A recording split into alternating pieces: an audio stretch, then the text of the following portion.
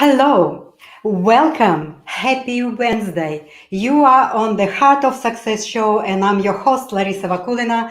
I go live every Wednesday at 2 p.m. South Australian time, and I am so happy you are joining me here. And please give permission to have your name displayed so that we can have a conversation and I know who is with me here. And this show is all about success. And so many times we've been talking about this one-sidedness of success. And Wikipedia definition of success is very, very limited and very narrow. It shows that success is a attainment of the wealth, favor, or position. So how limited is this definition? So here I'm discussing a bit wider concept of success that is also affecting all areas of our other life, like all areas of our experiencing of life, like relationships, our relationship with our children, our heart longings, everything can be a total success. But today I wanted to discuss with you a very interesting topic about presence and persona. So I was observing through being with my children how interesting to watch and notice that the presence is such a state that we cannot really even put our finger on. And what I also observing everywhere around that the four letters words are so using widely every day in our conversations, but the only one four-letter word we seems like embarrassed to use often is word love. And that's what I was observing through just being in the situation with my children when one of them hurt himself or been really, really upset and was crying. And I asked other children to come and hug that child and say, I love you. And what I noticed is that the younger the child, the more easier it comes to the to that little human being to come, hug, and say, I love you.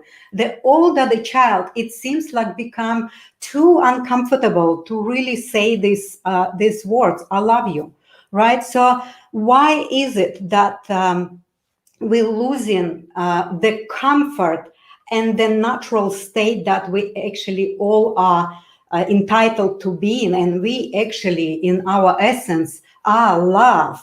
And so that's really made me think about why is it that we so embarrassed or feeling uncomfortable to use the word love, right? And I connected it to these experiences in our life, like when we go through the frustration and disappointment and pain and betrayal that we are encountering every day. Then we start to develop a belief that love is some kind of diluted emotion that is not having substance, and that love cannot really have any impact, right? So that's my observation when I was watching the older children becoming more uncomfortable with using the word love, right? So while people right now expressing the desire to make difference through the riots and protests, through the actions of violence. So it's like that expression of the power that we have, which is very, very distorted. So the presence really conveys our essence. The presence reflects our how we digest, process, and integrate this life energy, right? So, and when people are expressing the desire to make difference through the acts of the rage, it's really not have any great powerful impact. What has impact is the power of our heart, right? So presence is conveyed by the vibe that we emanate rather than the words or the actions that we do. So developing presence is very, very different from creating persona, because persona is created on a basis of the belief that that's what the world want us to be like, or we believe that others want to see us in a certain glorified and perfected way.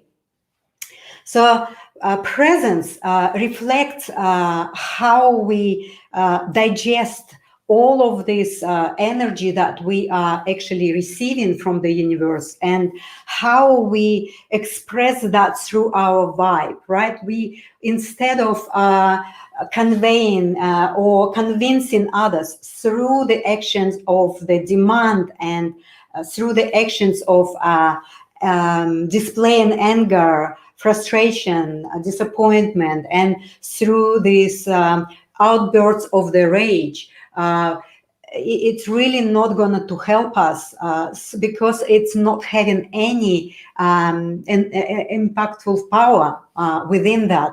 But the real power is actually within ourselves. And so inner truth and presence is based on receiving information through our felt perceptions, through the intelligence of our senses. And then it combines with the mental insights linked to the body sensation, right? So this is we call intuition. This is we call like gut feeling. This is we call the inner wisdom, right? So this is how our heart communicates with conscious mind. And when this communication is broken or blocked, well, then our presence is diminished. So developing presence means developing an antidote to live unconscious life, which is unconscious life is always looking externally for the reasons of our dispowerment. And that's why we thinking that everything outside of us is trigger us, and we have reaction, and then we use our power, distorted power of the violence or rage or the disagreement and demands to go and try to make that difference, because we all want to make a difference. It is our natural desire. It is our natural motivational power or pull that we all feel, right? So by just explaining you this, I would like to invite you to look into 3 points that I want to share with you today that can help you to connect your heart with your mind, with your conscious mind. Because as I said, when this communication between your heart through the intelligence of your senses is broken or distorted or blocked, well, then it seems like we live in we live in a very unconscious life. So, and that's where the leaders of the world or the powers that want to control us manipulate us, because we don't have the true power of being present with what is. So there's manipulative forces are so easily then can be put on us, and we just sway from one place to another. We don't know whom to believe because we don't have our own presence. We don't develop. We're not developing our own antidote for all of this information that we have around us, and we just easily go from one side to another. And this is what is really manipulated by the whoever wants the world to be in conflict, to be in separation, to be in pain. So I would like just to give you 3 simple steps that can help you to establish that connection from the heart to your mind and develop your strong presence and invest into the strengthening your inner stamina, that you can have a very healthy and strong discernment of what you looking at, what's happening outside of and how it is affecting you. So the 3 steps are is like, don't let what's going on to program you, because right now we are in a stage where there's madness happening, and there's so much information against and for, and all of these different opinions of experts, and the media is not helping us to have really certain true information. So it is really sits within ourselves, and our own system needs to be tuned into your own wisdom so that it can help you to discern what is really going on, and really protect yourself from being programmed in that sense of manipulating in one side or another side. And the second point is like use the word love more often. Use and practice that word towards yourself. Developing your self-love is so important, and also displaying this word and also the feelings in your families is so important.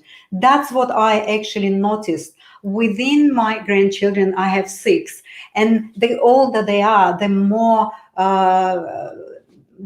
discomfort they feel when they've been asked to use the word love.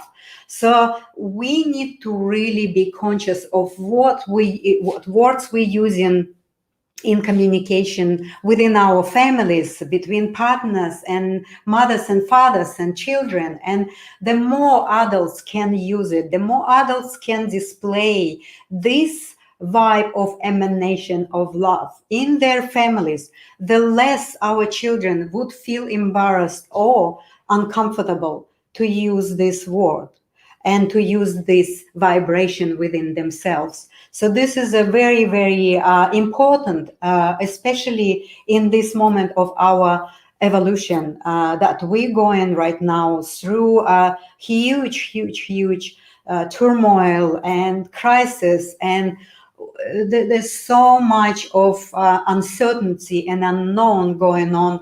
And I believe that the power of making difference, the power of transforming what's going on around us, not in expressing it through the rage and anger, but through developing that inner stamina and that inner power from our heart, that has enormous power and impact. As that metaphor is saying about the butterfly effect, right? When the butterfly wing can just create a hurricane on another part of the world. So it's not just simply some kind of a fairy tale. It is works like that. So, and we have this very strong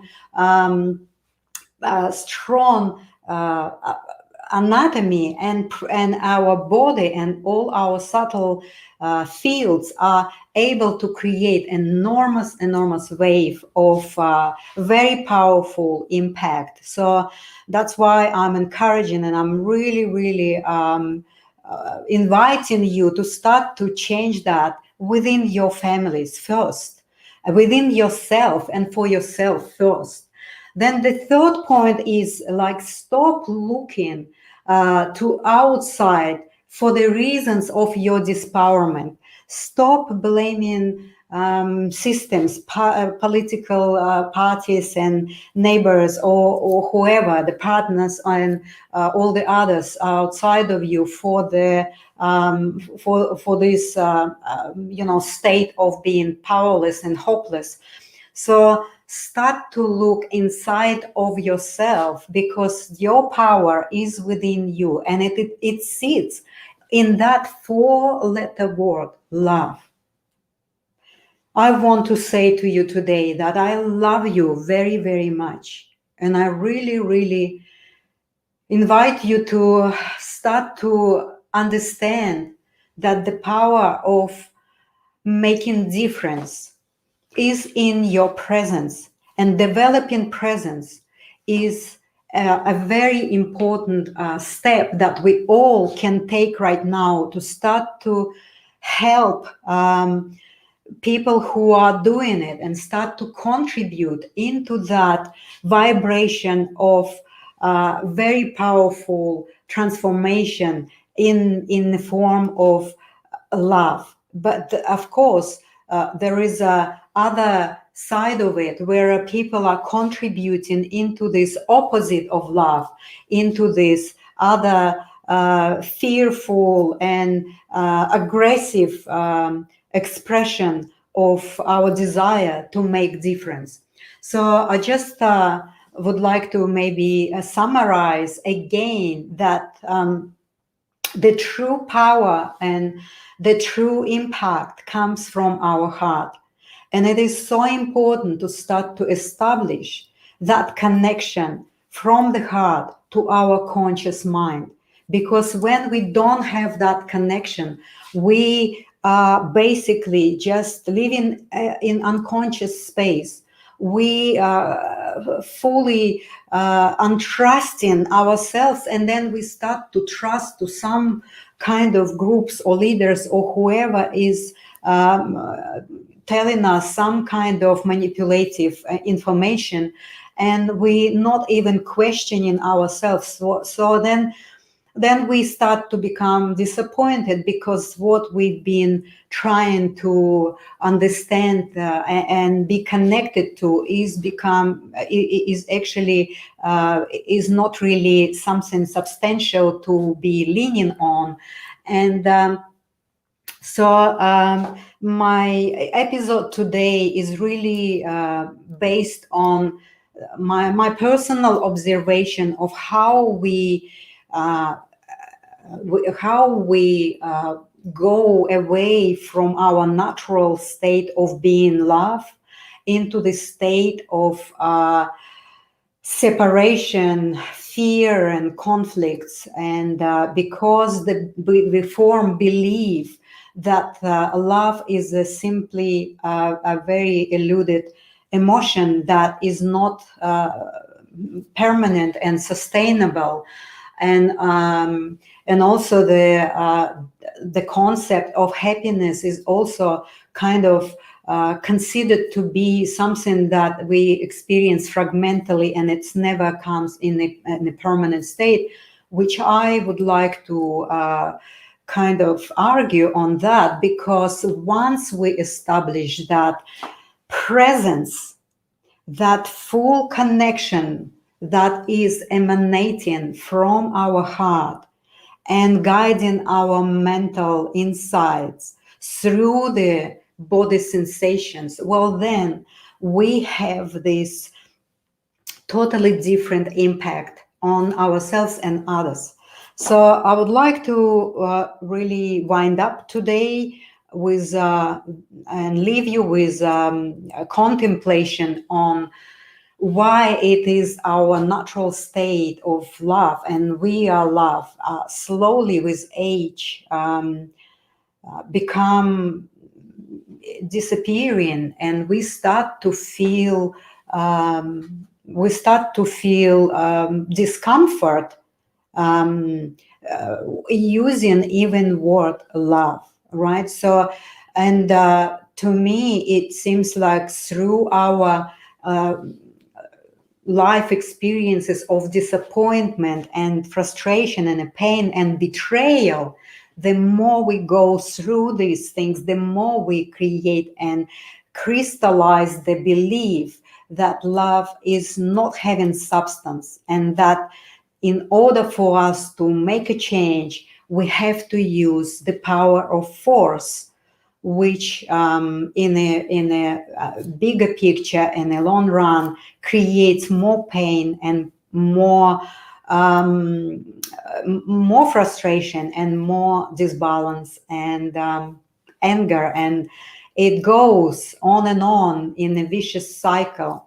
So Don, I just repeat again 3 points that I wanted you today to start to maybe implement into your life is that don't allow what's going on outside of you to program you.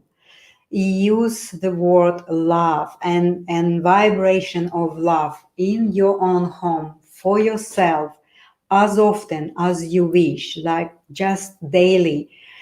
Because the other word on another scale and opposite of love we use constantly and so easy, and we don't have any discomfort of using it, right? Another 4-letter word. So and last one is stop looking outside for the reasons of your dispowerment and start to look inside, in that place of you where the love resides. So I would like also to remind you that I'm still working on my program, the Askara method, that is going to have 6 modules, and each module going to have about 4 lessons in it. And it is like building a little bricks of starting with your own self-awareness, awareness of others, the social awareness, the planetary awareness, and then we go into many different ideas and many different experiences and lessons that can help us to connect yourself, your heart with your conscious mind, and create your powerful presence that can be contributing into the creation of our future. And I would like to say to you that I love you very much. And I'm glad you've been here with me today. I don't see any comments today. Maybe it is a very deep topic, so I leave you with yourself to contemplate on it, and I will come back to this live again on Wednesday at 2 p.m. next week with some interesting topic again. I'll see with what I come up, and I would like to put that music back again, and just would like to say to you, I love you, and I see you next week. Thank you.